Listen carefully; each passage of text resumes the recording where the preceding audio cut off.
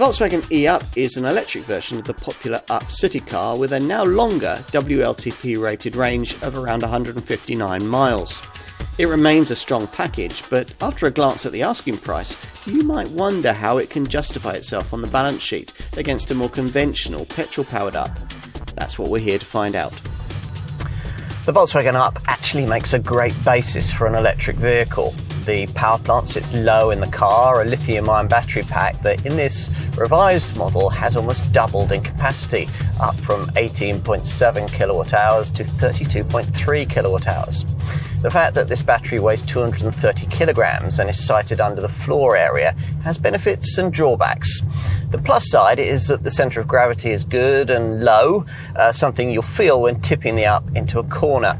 The downside is that whereas an entry-level petrol-powered UP weighs around 929 kilograms, this electrically powered version tips the scales at nearly 200 kilograms more.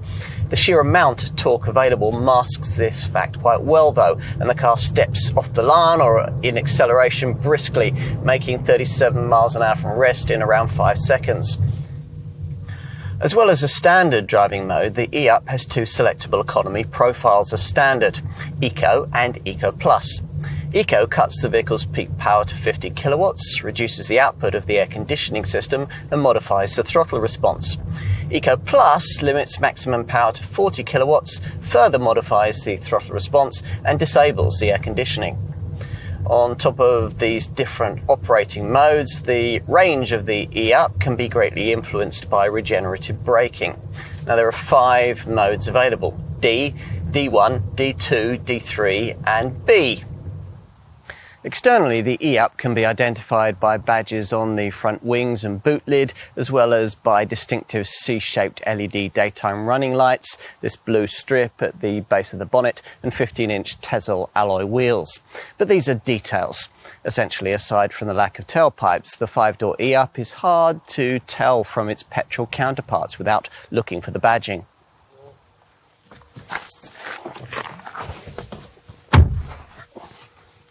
There are no obvious giveaways to this car's all-electric status once you get behind the wheel. There's a proper ignition slot rather than a start button, and even the large analogue fuel gauge looks endearingly conventional.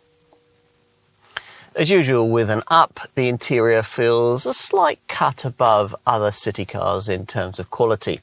As for connectivity, well, as in other UP models, you get this smartphone docking attachment that sits above the climate controls and can accommodate handsets with screen sizes of up to 5.5 inches. If you don't want to faff around with your phone, the car itself provides this little 5-inch composition colour touchscreen below the climate controls, which has shortcut buttons for radio, media and phone, and can display the smallest reversing camera display we've ever seen. What about the rear seat?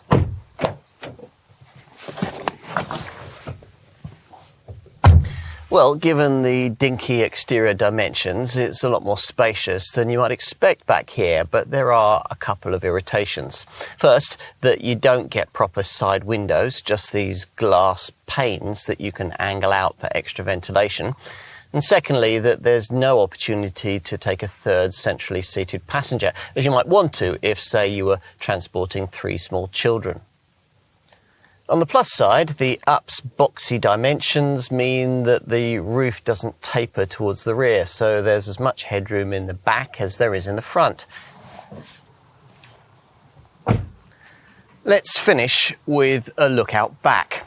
Now, because there's only this opening glass panel, you've a high lip to lift luggage over, but the boot you'll access is certainly very decently sized for a car of this class. Its 251-litre capacity figure being the same as that of the petrol variants, which means it's a tad bigger than is typical in this class.